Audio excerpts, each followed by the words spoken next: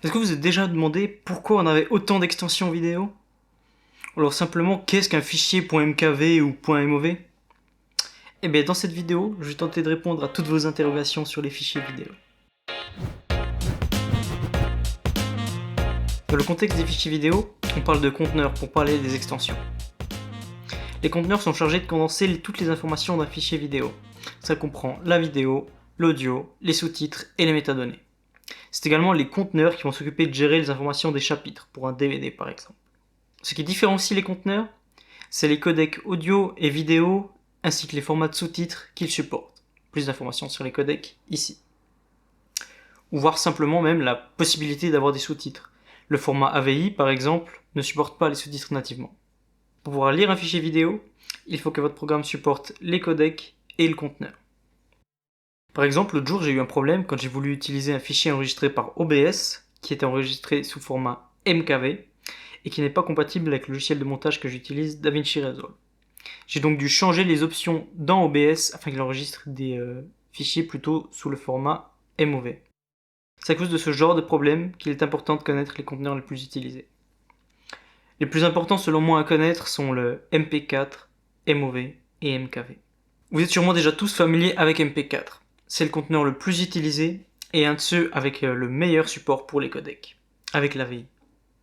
À la différence que MP4, contrairement à AVI, peut être streamé et supporte les sous-titres nativement. C'est le conteneur qu'on a qui se rapproche le plus d'un conteneur universel. Si vous utilisez du MP4, il y a très peu de chances qu'il ne soit pas pris en charge.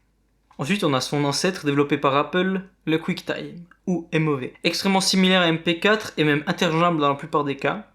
Ce qui fait la différence entre MOV et MP4, c'est que MP4 est bien plus largement utilisé et supporté globalement. Alors que MOV, lui, a comme avantage de supporter des codecs plus professionnels, disons, comme DNX HD et Apple ProRes, qui sont destinés principalement à l'édition vidéo.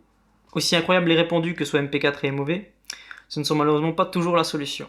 Matroshka Multimedia Container, ou MKV, est un conteneur libre de droit et ouvert qui est utilisé notamment pour enregistrer des films, séries ou animes. Notamment grâce à sa capacité de contenir plusieurs flux audio ou plusieurs sous-titres, pour avoir plusieurs langues par exemple. Il supporte également une grande variété de sous-titres, idéal donc pour votre médiathèque.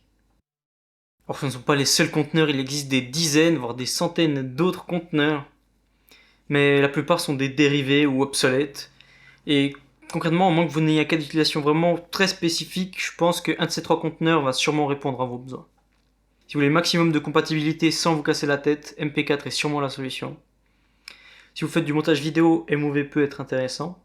Et si vous voulez un format pour vos séries et films téléchargés en toute légalité, Matroshka est sûrement la meilleure alternative. Au final, le conteneur n'est pas très important tant qu'il est supporté par le programme que vous voulez utiliser. Et surtout, il n'a aucun impact sur la qualité de l'image. Ce qui va faire une bien plus grande différence, c'est le codec que vous allez utiliser. Si vous voulez un programme qui peut lire quasiment n'importe quel codec et n'importe quel conteneur, il y a VLC Media Player qui est gratuit et open source.